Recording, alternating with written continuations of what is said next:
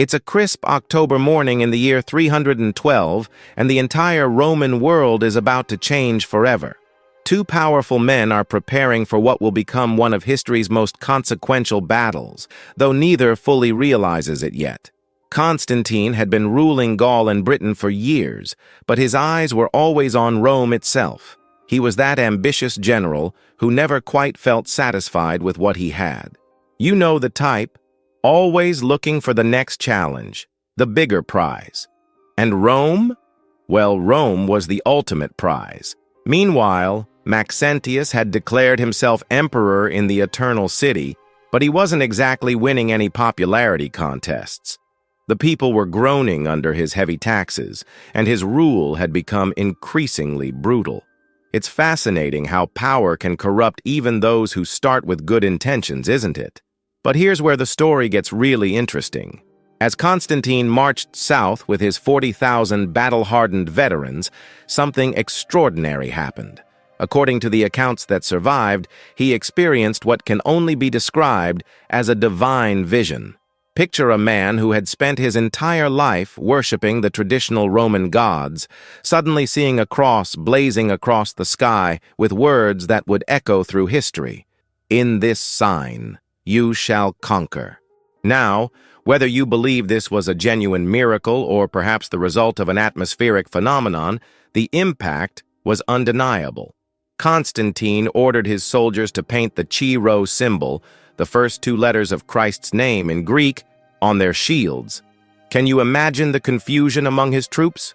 Here they were, preparing for battle under a symbol most of them had never seen before, representing a god many of them barely understood. Magentius, on the other hand, was consulting his pagan oracles, desperately seeking divine guidance. The prophecy he received was both cryptic and chilling. The enemy of Rome shall perish. In his desperation, he interpreted this as a good omen, believing it meant Constantine would be destroyed. It's tragic how we often hear only what we want to hear, especially when we're afraid. The strategic situation was fascinating, too. Rome had these massive walls that had protected the city for centuries. Any military expert would tell you that Magentius should have stayed behind them, forcing Constantine into a costly siege. But fear and pride are powerful forces, and they rarely make for sound military strategy. Instead, Magentius made the fatal decision to march out and meet Constantine in open battle. He positioned his army with the Tiber River at their backs, a classic tactical blunder that would prove disastrous. It's almost as if he was so focused on proving his courage that he forgot basic military principles. The battle itself unfolded like a perfectly choreographed tragedy. Constantine's cavalry, experienced from years of fighting in Britain's harsh terrain, smashed into Magentius's flanks with devastating effect. The Roman formations, which had once conquered most of the known world, began to crumble under the relentless assault. Then came the retreat, or rather, the rout. Thousands of panicked soldiers rushed toward the Milvian Bridge, their only escape route across the Tiber. But here's where engineering met disaster in the most brutal way possible. The bridge, already damaged and hastily repaired with wooden planks and rope, simply couldn't handle the weight of thousands of armored men fleeing in terror. The collapse was catastrophic. Soldiers who had survived the battle found themselves plunging into the cold waters of the Tiber, their armor dragging them down like anchors. Among them was Magentius himself, weighed down by the very symbols of imperial power he had fought so hard to keep. What strikes me most about this moment is how quickly everything changed. One minute, Magentius was an emperor commanding legions. The next, he was drowning in a river, his dreams of power literally sinking beneath the waves. History can turn on such small moments, can't it? Constantine's victory was complete, but the real transformation was just beginning. When he entered Rome, he didn't just become another emperor. He became the first Christian emperor. This wasn't just a change in personal faith. It was a seismic shift that would reshape the entire Western world. Think about it this way. Before this battle, Christians were often persecuted, forced to worship in secret, always looking over their shoulders. After Constantine's victory, Christianity began its transformation from a persecuted minority to the dominant faith of the empire. Churches would rise where temples once stood, and the cross would become as familiar a symbol as the eagle had been. The irony is beautiful in its way. Magentius, defending pagan Rome, ended up facilitating the rise of Christian Europe. Constantine, the outsider fighting under a foreign symbol, became the architect of a new world order. Sometimes history has a sense of humor, doesn't it? What makes this story even more compelling is how it shows us that battles aren't just won by superior numbers or better tactics, though those certainly help. They're won by inspiration, by the ability to give soldiers something bigger than themselves to fight for. Constantine's troops weren't just fighting for territory or treasure, they were fighting for a vision of the future. The Battle of the Milvian Bridge reminds us that individual moments can echo through centuries. The decision Constantine made to embrace Christianity, the choice Magentius made to leave his fortifications, the collapse of a single bridge. These seemingly small events shaped the world we live in today. Before we delve into this epic tale, like this video, subscribe to Legacy of Empires and activate the notification bell to join us on more historical journeys. To understand why Constantine and Magentius ended up fighting for their lives at the Milvian Bridge, we need to step back and look at the mess that Rome had become by the early 4th century. It's a story of good intentions gone terribly wrong, and it all started with a brilliant but flawed idea. Picture the Roman Empire at its height, this massive beast stretching from Britain to the deserts of North Africa, from Spain to the borders of Persia. Now imagine trying to govern all of that from a single city. It sounds impossible, right? Well, by the late 3rd century, it pretty much was. That's where Diocletian comes in. He was one of those practical, no-nonsense emperors who looked at the situation and said, "You know what? One man can't possibly run all of this." So he came up with what seemed like a brilliant solution: the Tetrarchy. Instead of one emperor, there would be 4 rulers sharing power. 2 senior emperors called Augusti would handle the major decisions, while 2 junior emperors called Caesars would assist them and eventually take over. On paper, it was genius. The empire would be divided into manageable chunks. Each ruler could focus on their region's specific problems, and there would be a clear line of succession. No more bloody civil wars every time an emperor died, no more chaos and uncertainty. Diocletian probably thought he'd solved the empire's biggest problem. But here's the thing about power. It's incredibly hard to share, especially when you're dealing with ambitious military commanders who've spent their entire lives fighting for dominance. The Tetrarchy worked reasonably well as long as Diocletian was around to keep everyone in line. He had that rare combination of military genius and political wisdom that made other powerful men respect him, even when they didn't necessarily like him. The trouble started when Diocletian decided to retire. Can you imagine? Here's a man who held absolute power over millions of people, and he just walked away. He went to his palace in what's now Croatia and spent his time growing cabbages. When people later tried to convince him to return to power, he allegedly said he'd rather tend his garden than deal with the headaches of ruling an empire. Noble? Absolutely. Practical? Not so much. Because without Diocletian's iron grip holding everything together, the whole system began to crumble almost immediately. The problem was that while the Tetrarchy looked good on paper, it required all 4 rulers to genuinely cooperate and put the empire's interests above their own ambitions. That's asking a lot from anyone, but especially from men who had clawed their way to the top of the most competitive political system in the ancient world. By the time we get to 312, the Tetrarchy had completely fallen apart. Instead of 4 rulers working together, you had multiple claimants to imperial power scattered across the empire, each convinced they were the rightful emperor.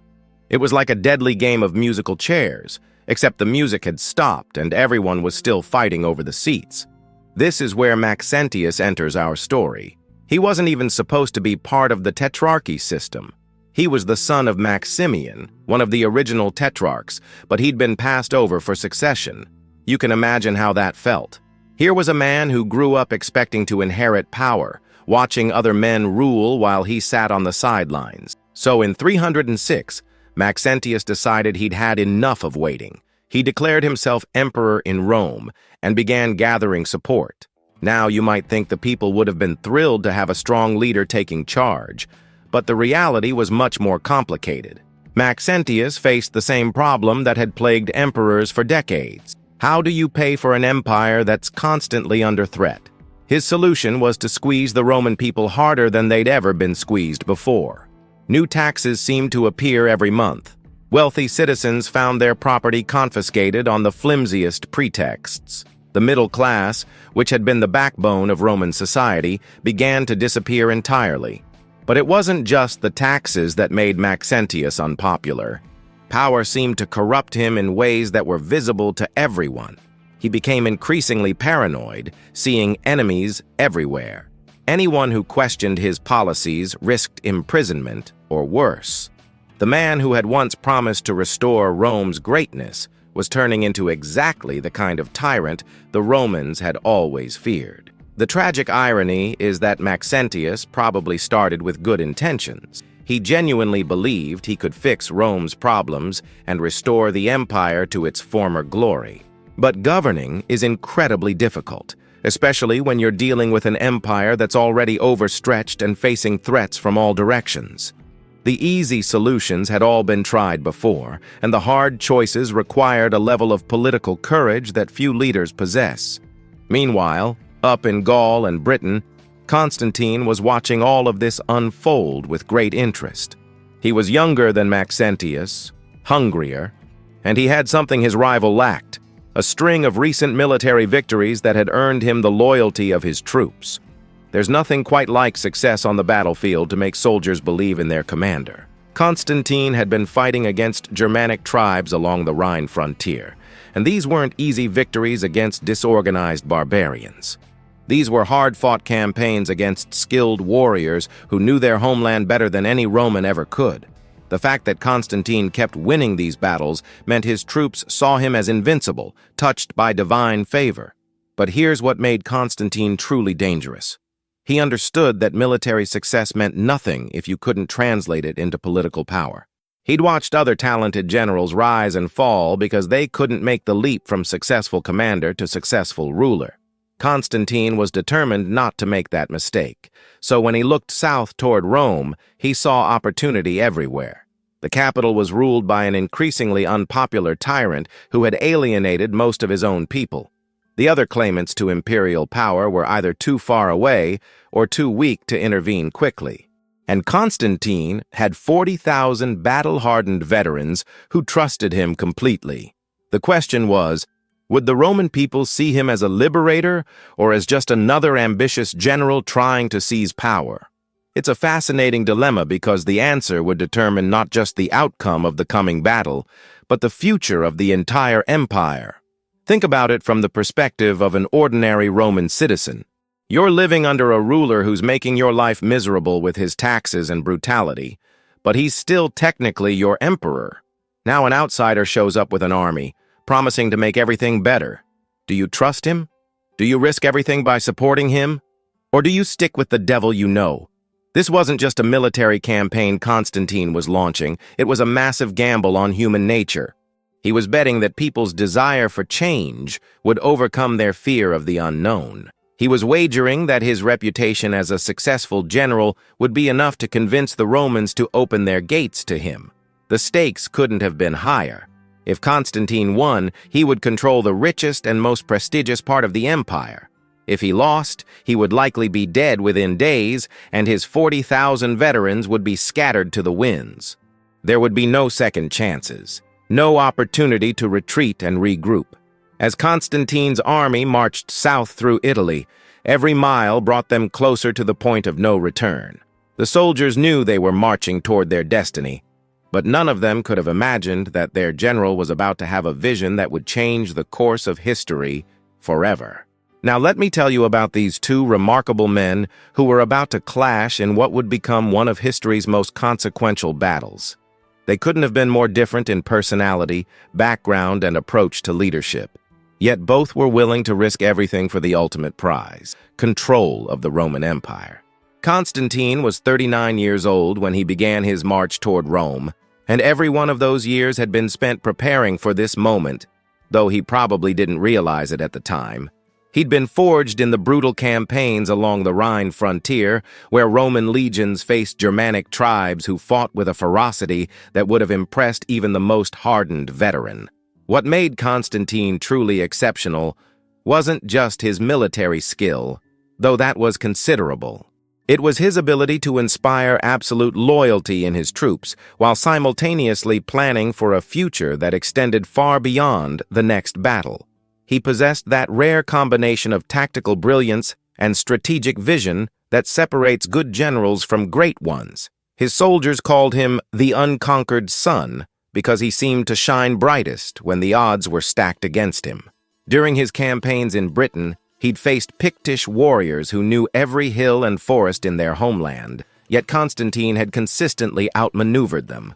His troops had learned to trust his judgment completely, even when his orders seemed impossible to execute.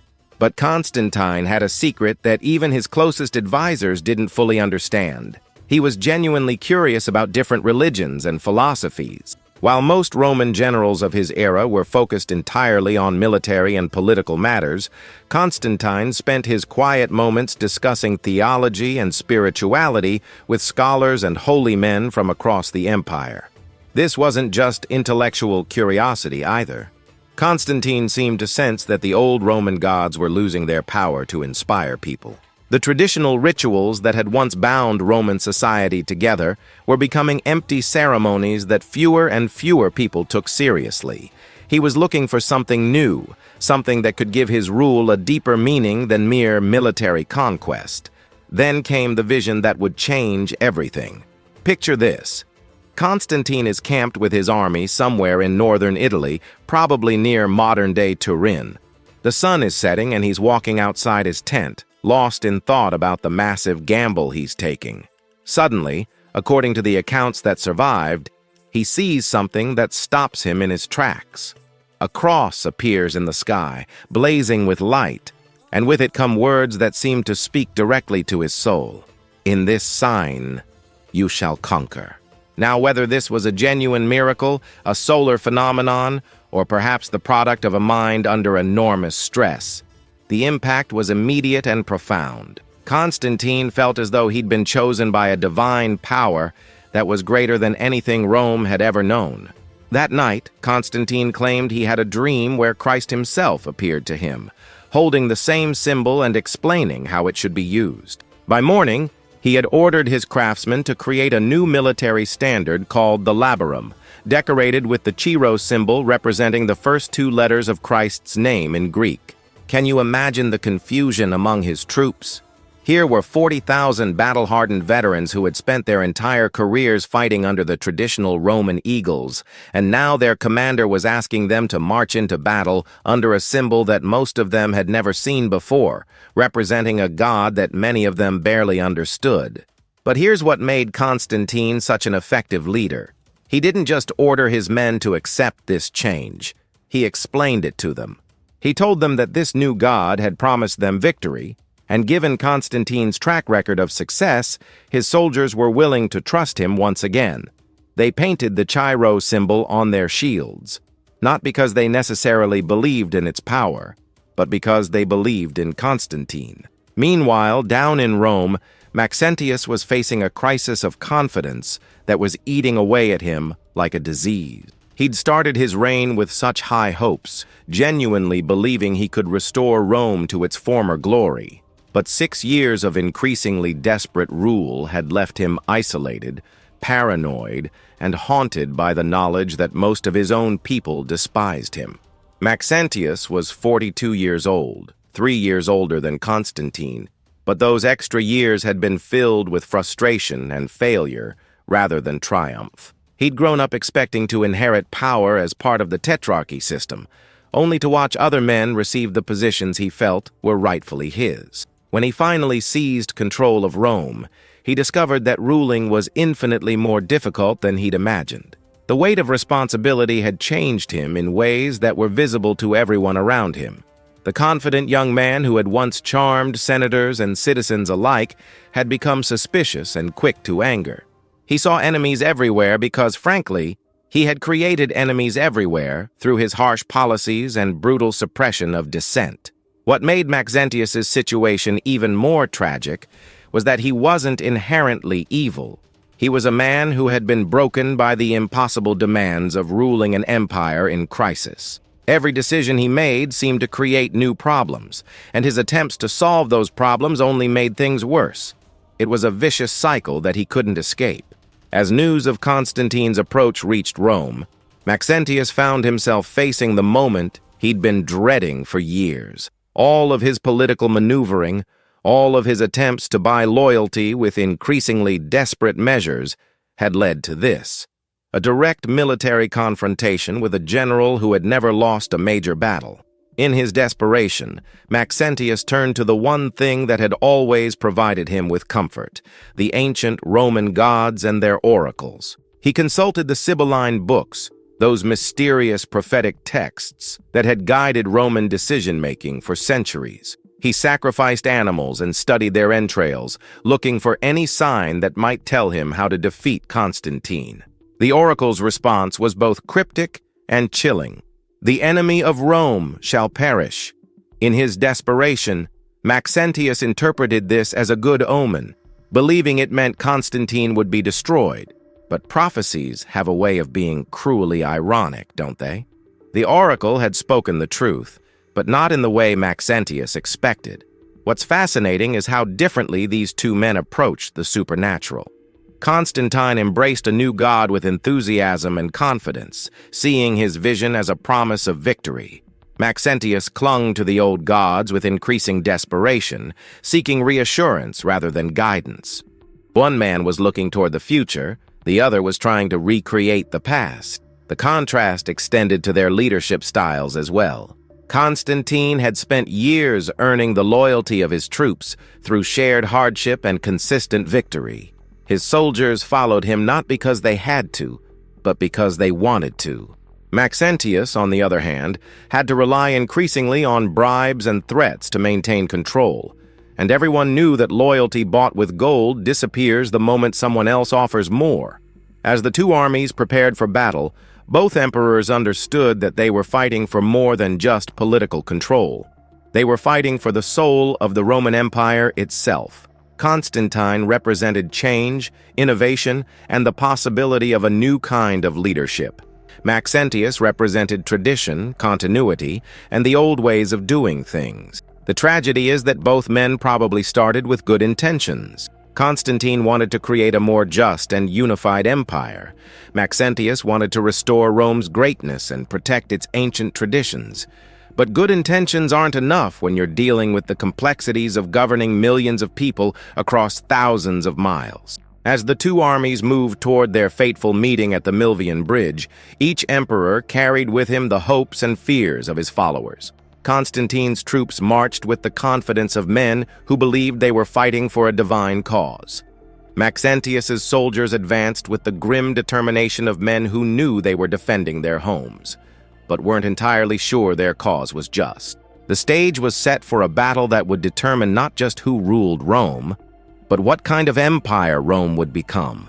Neither man could have imagined that their personal conflict would echo through the centuries, shaping the religious and political landscape of Europe for generations to come. Now comes the moment that changed everything, the actual battle itself. And it all started with a decision that would go down in history as one of the most catastrophic military blunders ever made by a Roman commander. Picture the scene. Constantine's army is approaching Rome, and Maxentius has a choice to make. He could stay safely behind the massive Aurelian walls that surrounded the city, walls that had protected Rome for decades and were considered nearly impregnable. These weren't just any fortifications. They were 20 feet high, 12 feet thick, and studded with defensive towers that could rain down arrows and stones on any attacker. Inside those walls, Maxentius had everything he needed for a long siege.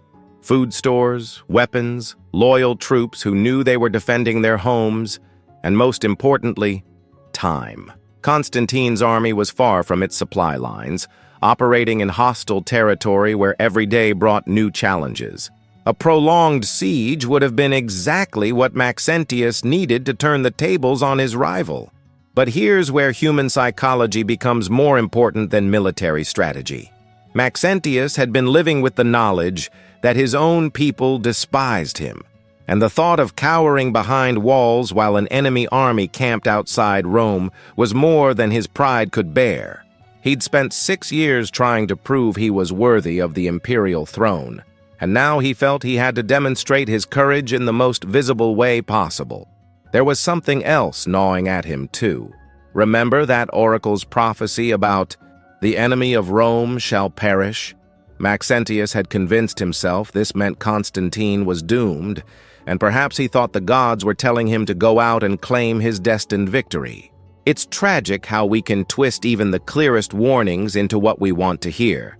So on the morning of October 28th, in the year 312, Magentius made the fateful decision to march out of Rome with his entire army. He was going to meet Constantine in open battle just north of the city, near a bridge that had been carrying traffic across the Tiber River for over 3 centuries. The Milvian Bridge was an impressive piece of Roman engineering. 6 stone arches spanning the river, wide enough for multiple columns of troops to cross simultaneously. It had been built to last forever, and under normal circumstances, it could have handled the weight of an entire army. But these weren't normal circumstances. Magentius positioned his forces with their backs to the Tiber, which meant the bridge was their only line of retreat. Any military academy student today would tell you this violates one of the most basic principles of warfare. Never put a river between your army and its escape route. But Magentius was thinking like a politician, not a general. He wanted to show his troops that he was so confident of victory that retreat wasn't even an option. Constantine, meanwhile, was positioning his forces with the skill of a commander who had spent decades learning his craft the hard way. He placed his heavy infantry in the center. But the real key to his battle plan was his cavalry. These weren't just any horsemen, they were veterans of the British campaigns, men who had learned to fight as a coordinated unit against enemies who knew their homeland better than any Roman ever could.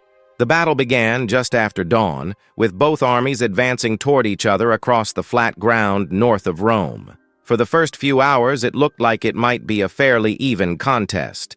The Roman legions, under Magentius, were fighting with the desperation of men defending their homes, while Constantine's troops had the confidence that comes from following a general who had never lost a major battle. But then Constantine's cavalry began to work their magic. Instead of charging straight into the enemy lines, they used the tactical flexibility that had made them so effective against the Germanic tribes. They struck at Magentius's flanks, the vulnerable sides of his formation, where the soldiers were less densely packed and more exposed to attack. The beauty of Constantine's cavalry charge wasn't just in its power, it was in its timing and coordination. Wave after wave of horsemen smashed into Magentius's flanks, each attack perfectly timed to hit just as the defenders were recovering from the previous assault.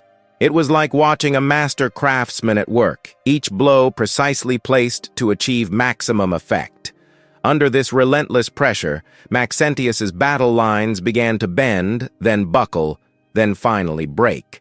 What had started as an organized army began to dissolve into scattered groups of panicked soldiers, all thinking the same thing. How do we get out of here alive?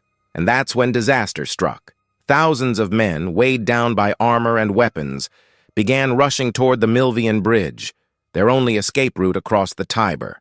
The bridge that had seemed so solid and permanent suddenly became a death trap. Here's what makes this moment so tragic. The bridge itself was actually in poor condition. It had been damaged in earlier fighting and hastily repaired with wooden planks and rope rather than proper stonework. What should have been a permanent stone structure had become a temporary patchwork that was never designed to handle the weight of thousands of armored men, all trying to cross at once. The collapse didn't happen all at once. First, the wooden planks began to sag under the weight. Then the rope supports started to snap. Soldiers in the middle of the bridge could feel it swaying beneath their feet, but they couldn't turn back because more men were pushing forward from behind, driven by panic and the sound of Constantine's cavalry getting closer. When the bridge finally gave way, It was like watching a nightmare unfold. Hundreds of soldiers plunged into the Tiber, their armor dragging them down like anchors.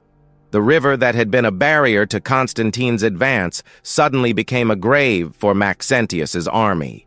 Among those who fell was Maxentius himself. Picture the scene.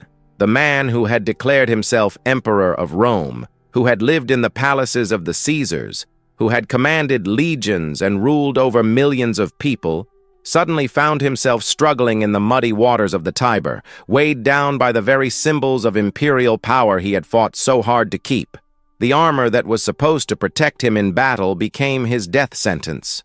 The purple cloak that marked him as emperor became a shroud. In a matter of minutes, Maxentius went from being the ruler of the Western Roman Empire to being just another casualty of his own poor judgment.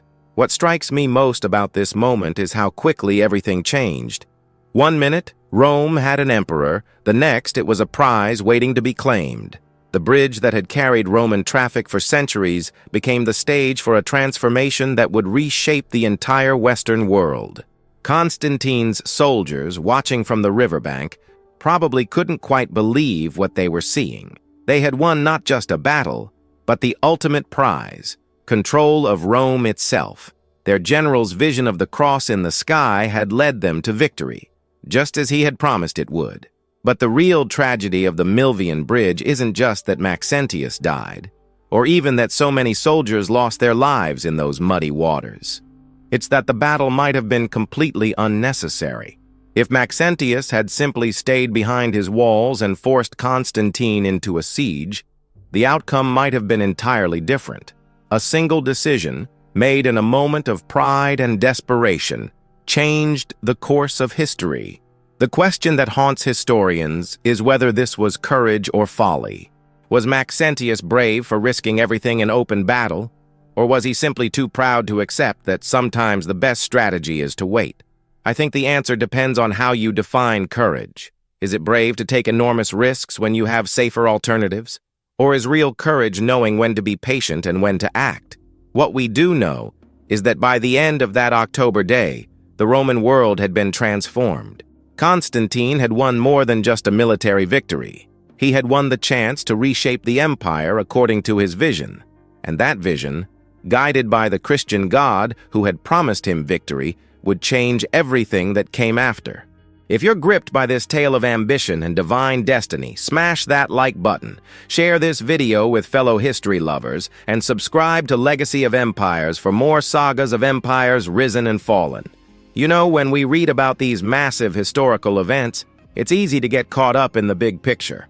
The grand strategies, the political implications, the sweeping changes that followed. But sometimes the most powerful way to understand what really happened is to listen to the voices of ordinary people who lived through it. The Battle of the Milvian Bridge wasn't just a clash between two emperors. It was a life-changing experience for thousands of individuals who found themselves caught up in forces beyond their control. Let me tell you about some of these people, because their stories help us understand what it was really like to witness history being made. There was a legionary in Constantine's army. We don't know his name, but his words have survived the centuries. Years later, when he was an old man telling stories to his grandchildren, he wrote, "We fought not for gold that day, but for a dream, a Rome reborn." Think about what that means. Here was a professional soldier, a man who had probably joined the army for steady pay and regular meals, saying that something about Constantine's cause had inspired him to fight for ideals rather than just wages. This tells us something crucial about Constantine's leadership. He hadn't just convinced his troops to follow him into battle. He had made them believe they were part of something greater than themselves. These weren't mercenaries fighting for the highest bidder. They were men who genuinely believed they were helping to create a better world. But what's even more interesting is how this soldier remembered the battle decades later. He didn't talk about the tactical brilliance of the cavalry charge or the strategic importance of controlling Rome. He talked about dreams and rebirth. This was a man who had experienced something that felt almost sacred, and that feeling had stayed with him for the rest of his life. On the other side of the river, the experience was very different. A Roman citizen, just an ordinary person living in the city, witnessed the aftermath and whispered words that still send chills down your spine. The river ran red, as if the gods themselves wept. Can you imagine standing on the banks of the Tiber that evening, watching the water carry away the bodies of so many young men who had woken up that morning thinking they were defending their home? This wasn't just about the literal blood in the water, though that was certainly part of it. This person was trying to make sense of a tragedy that seemed too enormous to comprehend. When someone says the gods themselves were weeping, they're grappling with questions that go far beyond military strategy. How could something so terrible happen? What kind of divine plan could justify so much suffering? What's fascinating is that this Roman citizen instinctively reached for religious language to describe what they had witnessed. Even in a moment of apparent defeat for the old gods, people were still trying to understand their world through spiritual terms. The battle wasn't just a political event, it was a cosmic catastrophe that demanded supernatural explanation. There are other voices, too, recorded in letters and chronicles that somehow survived the centuries. A young woman wrote to her sister in Gaul, "The new emperor entered our city today. He carries a strange standard I have never seen before, a cross with letters that mean nothing to me. But the soldiers seem to believe it has power. Think about how confusing and frightening this must have been for ordinary Romans. They had lived their entire lives under the protection of the traditional gods, Jupiter, Mars, Minerva, and now suddenly their new ruler was promoting a deity that most of them had only heard about in whispers and rumors. The Chi-Rho symbol on Constantine's labarum would have looked completely foreign to people who were used to the familiar eagles and wolves of Roman military standards. An old senator, writing in his private diary, captured the political uncertainty of the moment. "I have survived 3 emperors, and now a 4th has arrived. This one speaks of a carpenter's son from Palestine.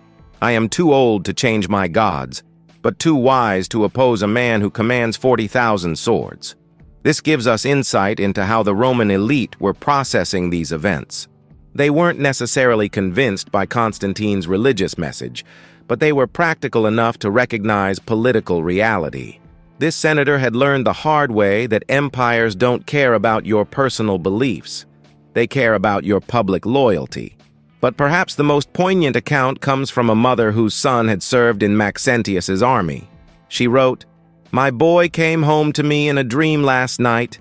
He said the water was so cold and his armor so heavy. I told him he could rest now, that the fighting was over. But he said, 'No, mother, the fighting is just beginning. Different wars, different gods, but always more fighting.'" This haunting account reminds us that every great historical moment is also a deeply personal tragedy for countless families. This woman had lost her son in a battle that historians would later call pivotal and transformative, but for her, it was simply the end of her world. Her son's ghost, speaking of future conflicts, turned out to be prophetic. The Roman Empire would indeed face many more wars, as it struggled to define what it meant to be Christian. A merchant from Alexandria, who happened to be in Rome on business, wrote to his partner, "The markets are closed, the streets are full of soldiers, and everyone is talking about signs and wonders. I don't understand these northern politics, but I know opportunity when I see it. The new emperor will need supplies, and we have ships. Faith is good for the soul, but commerce is what keeps the world turning." This merchant's perspective reminds us that life had to go on even after world-changing events. While philosophers and theologians debated the meaning of Constantine's victory, practical people were figuring out how to adapt to the new reality. This man represents the countless individuals who helped civilizations transition from one era to another, not through grand gestures, but through countless small acts of adaptation and survival. A Christian living in Rome, remember, they were still a minority at this point, wrote to his congregation in Antioch, "Brothers and sisters, the Lord has delivered us from persecution through the most unlikely instrument. The emperor who destroyed our tormentor carries the cross of Christ into battle. I do not understand God's ways, but I know his mercy when I see it." This letter captures the almost unbelievable nature of what had happened from a Christian perspective. For 3 centuries, Christians had been persecuted, marginalized, and occasionally martyred by Roman authorities. The idea that an emperor would not only tolerate Christianity but actively promote it must have seemed like a miracle too good to be true. What's remarkable about all these accounts is how they show us that people understood, even in the moment, that they were witnessing something historically significant. The legionary talking about dreams of rebirth, the citizen seeing divine tears in the Red River, the senator recognizing that political winds were changing. These weren't just random observations. They were attempts by ordinary people to process and record an event that they sensed would be remembered long after they were gone. These voices also reveal the complexity of how people experience historical change. It's not just about winners and losers, or even about the grand sweep of political and religious transformation.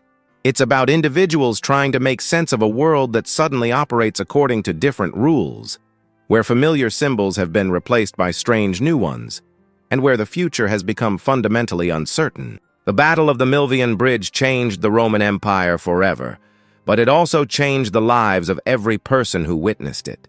Some embraced the transformation, others resisted it, and many simply tried to survive it. But all of them understood that they had lived through something extraordinary, a moment when the old world died and a new one was born, right there in the muddy waters of the Tiber River. Now comes the part of the story that's perhaps even more remarkable than the battle itself. What happened next? Because winning a battle is one thing, but transforming an entire civilization is something else entirely. And that's exactly what Constantine set out to do. Picture the scene. On October 29th, just one day after the battle, Constantine's army marched through the gates of Rome. But this wasn't the brutal conquest that Romans had come to expect when one emperor defeated another. Constantine had specifically ordered his troops to enter the city peacefully, showing respect for the ancient traditions and monuments that made Rome the eternal city. The contrast couldn't have been more striking. Where Magentius had ruled through fear and intimidation, Constantine made his first impression through restraint and magnanimity. His soldiers, who had just won the greatest victory of their careers, were told to act like liberators rather than conquerors. They were to protect the citizens, not terrorize them. Constantine himself rode through the streets, carrying that mysterious labarum, the military standard decorated with the Chi-Rho symbol that had supposedly appeared to him in his vision. Most Romans had never seen anything like it, but they could tell it represented something powerful and new. The old imperial eagles were nowhere to be seen. This was clearly the dawn of a different kind of rule. The Senate, those dignified old men who had survived so many political upheavals, quickly recognized which way the wind was blowing. They gathered in their ancient meeting hall, the same building where Cicero had once given his famous speeches, and formally declared Constantine Augustus of the West. It was a title that gave him legitimate authority over the entire western half of the Roman Empire. But here's what's fascinating. Constantine didn't just accept this honor and settle into the comfortable life of a traditional Roman emperor. Instead, he began implementing changes that would have seemed impossible just weeks earlier. And the most revolutionary of these changes involved a small, persecuted religious community that most Romans still viewed with suspicion and fear. For 3 centuries, Christians had lived on the margins of Roman society. They couldn't hold public office, serve in the military, or even worship openly without risking imprisonment or death. Their churches were simple house gatherings. Their leaders often worked as craftsmen or merchants, and their future seemed uncertain at best. Constantine changed all of that with a series of decisions that must have seemed shocking to traditional Romans. Within months of his victory, he began issuing edicts that not only legalized Christianity, but actively promoted it.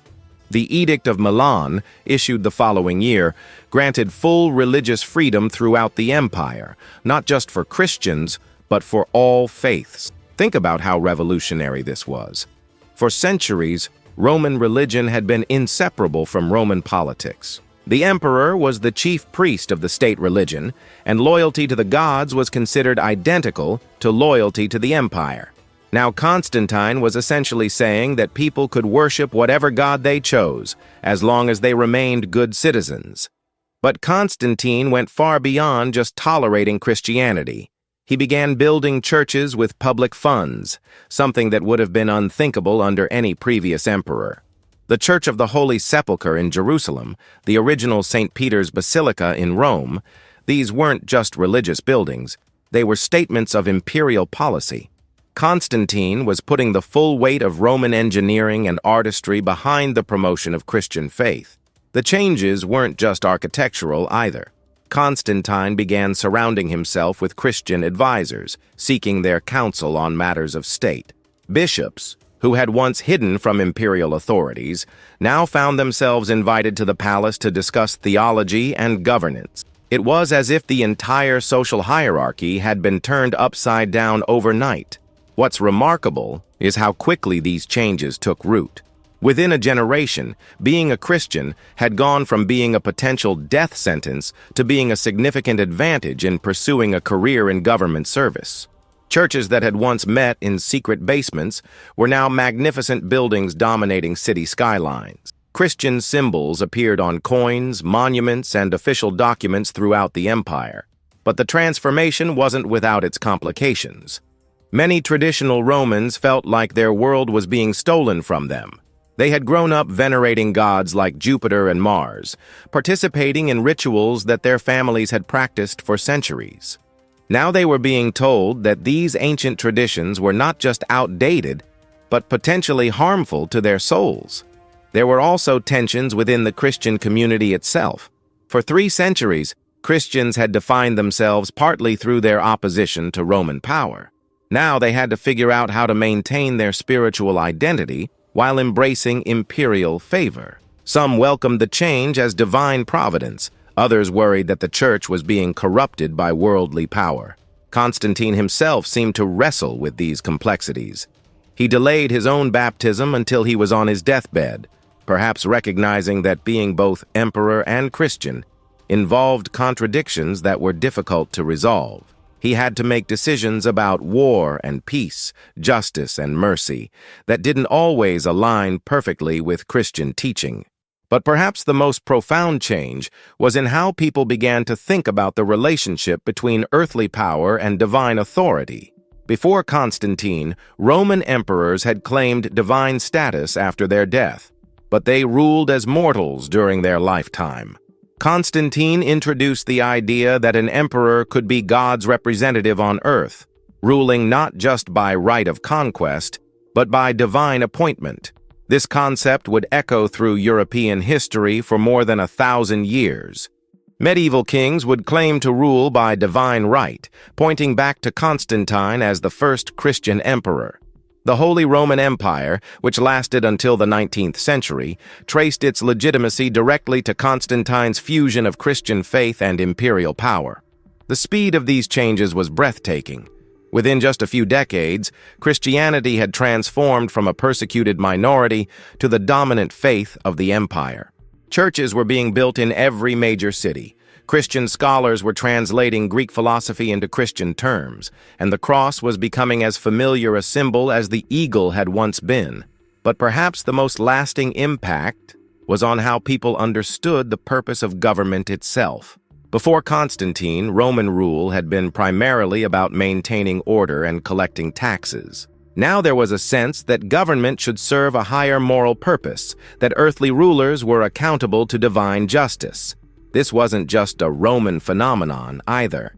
As Christianity spread throughout the empire, it carried with it new ideas about human dignity, social responsibility, and the relationship between rulers and ruled. These concepts would eventually influence the development of everything from medieval monasticism to modern ideas about human rights. The irony is beautiful when you think about it. Constantine had won his victory by appealing to a Christian God, but in doing so, he had changed Christianity itself. The religion that had begun as a movement of the poor and marginalized had become the faith of emperors and aristocrats. The message of radical love and forgiveness was now being proclaimed from the steps of imperial palaces. Looking back, it's clear that the Battle of the Milvian Bridge was just the beginning of Constantine's real revolution. The military victory took one day. The cultural transformation would take centuries. but the foundation was laid in those crucial months after the battle, when Constantine made the decision to bet his entire legacy on a faith that most of his subjects barely understood. The dawn of this new age wasn't just about changing laws or building churches.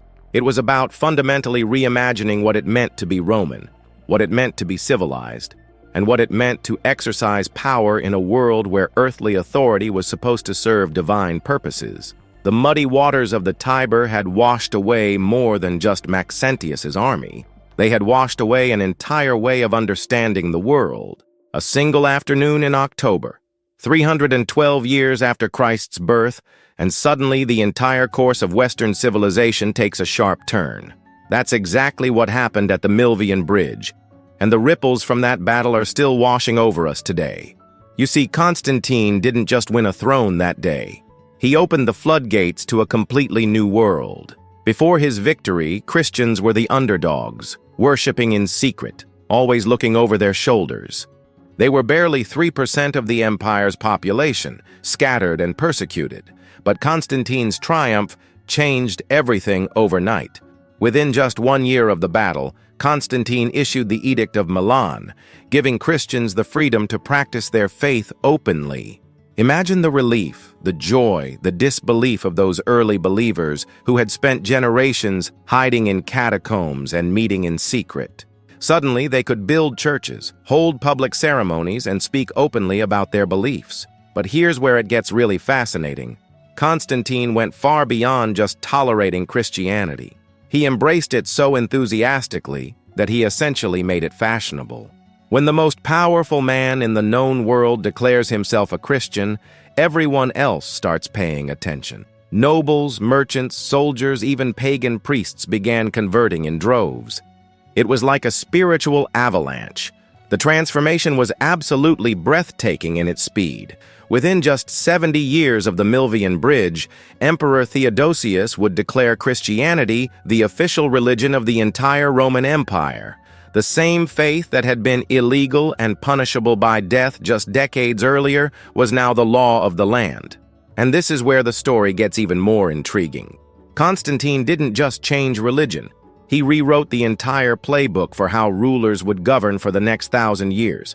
He created something completely new, the concept of the Christian emperor, ruling by divine right. This wasn't just political theater. Constantine genuinely believed God had chosen him to lead. This idea spread like wildfire across Europe. Kings and queens from Britain to Byzantium began claiming that their authority came directly from heaven. The old Roman idea of earning power through military might or political cunning was replaced by this divine mandate.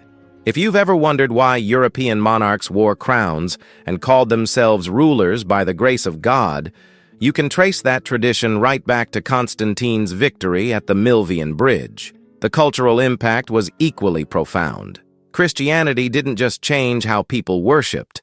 It transformed art, literature, philosophy, and even daily life. The great cathedrals of Europe, the illuminated manuscripts, the university system, the concept of charity and hospitals, all of these emerged from the Christian culture that Constantine's victory made possible. But perhaps the most remarkable legacy is how this battle shaped the very idea of Europe itself. Before Constantine, the Roman Empire was a collection of conquered territories held together by military force and shared culture. After his victory, Europe began developing a common Christian identity that would unite kingdoms and cultures for centuries to come. The irony is almost poetic. A religion born in a stable in Bethlehem, preaching peace and turning the other cheek, became the foundation for some of history's most powerful empires. The cross that Constantine saw in his vision became not just a symbol of faith, but a banner of conquest carried by crusaders, conquistadors, and kings. Today, even in our secular age, the echoes of that October afternoon still resonate. The values that shaped Western civilization, concepts of individual dignity, universal human rights, the importance of charity and compassion, all have their roots in the Christian culture that Constantine's victory made possible. Whether you're religious or not, The world you live in was fundamentally shaped by what happened at that bridge over 1700 years ago. Sometimes history really does turn on a single moment, a single decision, a single battle. And sometimes, as Constantine discovered, the most powerful weapon isn't a sword. It's a symbol that gives people something to believe in. So here we are, standing at the end of one of history's most incredible stories, and honestly, it's hard not to get goosebumps thinking about it. The Milvian Bridge wasn't just another clash between Roman armies. It was the moment when the entire world held its breath and watched fate make its choice. Think about it for a second. On that crisp October morning in 312, two men woke up believing they were destined to rule the greatest empire the world had ever known. By sunset, one was drowning in the muddy waters of the Tiber, and the other was holding the keys to not just an empire, but to the future of human civilization itself. Constantine's victory taught us something profound about power that we're still learning today. Sure, you can conquer territories with armies and hold them with fear, but if you really want to change the world, you need something much more powerful than a sword. You need a symbol that speaks to people's hearts and souls. The cross that Constantine saw in his vision became more than just a religious emblem. It became a rallying cry, a source of hope, a promise that even the mightiest empire could be transformed by faith. It's fascinating how a simple wooden symbol, associated with the most humble of beginnings, could topple the old gods of Rome and reshape an entire civilization. But here's what really gets me about this story. It all came down to one man's decision in a moment of crisis. Constantine could have played it safe, stuck with the old ways, appeased the traditional gods, and ruled as emperors had for centuries. Instead, he took the biggest gamble in history and bet everything on a vision that most people would have dismissed as madness. Imagine being in his boots that morning. Your entire future, your family's legacy, the fate of millions of people, all hanging on, whether you have the courage to follow what you believe is a divine sign. The weight of that decision must have been crushing. Yet Constantine didn't hesitate. He painted that Chi-Rho symbol on his soldiers' shields and marched toward destiny. And that's the beautiful thing about history. Sometimes it's not the biggest armies or the smartest strategies that win the day. Sometimes it's simply having the courage to believe in something greater than yourself. Constantine's soldiers didn't just fight for gold or glory that day. They fought for a dream of what Rome could become. The ripple effects of that single afternoon are still washing over us today. Every time we see a cross on a church steeple, every time we hear about religious freedom, every time we witness the power of faith to move mountains, we're seeing the legacy of what happened at the Milvian Bridge. It makes you wonder about the moments in your own life when you've had to make that kind of choice. Maybe not on the scale of an empire, but those times when you've had to decide between playing it safe and taking a leap of faith. When you've had to choose between the familiar path and the one that calls to something deeper in your soul. The truth is, we all face our own Milvian bridges, those crossroads where we have to decide what we really believe in, what we're willing to fight for, what legacy we want to leave behind. Constantine's story reminds us that sometimes the most important battles aren't fought with weapons. They're fought with conviction, with symbols that represent our deepest hopes and dreams. So as we close this chapter of ancient history, remember that the real magic wasn't in Constantine's military genius or even in his divine vision. It was in his willingness to bet everything on the belief that the world could be better, that people deserved hope, that empires could be built on something more lasting than fear. That's a lesson that echoes through the ages, from the banks of the Tiber to wherever you are right now. Because in the end, we're all looking for something to believe in, something worth fighting for, something that gives our lives meaning beyond the everyday struggles. The Milvian Bridge reminds us that history isn't just about what happened. It's about what's possible when ordinary people find the courage to do extraordinary things. And that's a story that never gets old, no matter how many centuries pass. If this story resonated with you, like the video, share your thoughts, and subscribe to Legacy of Empires for more tales from the annals of history. Until next time, valete et vigilate, farewell and stay watchful.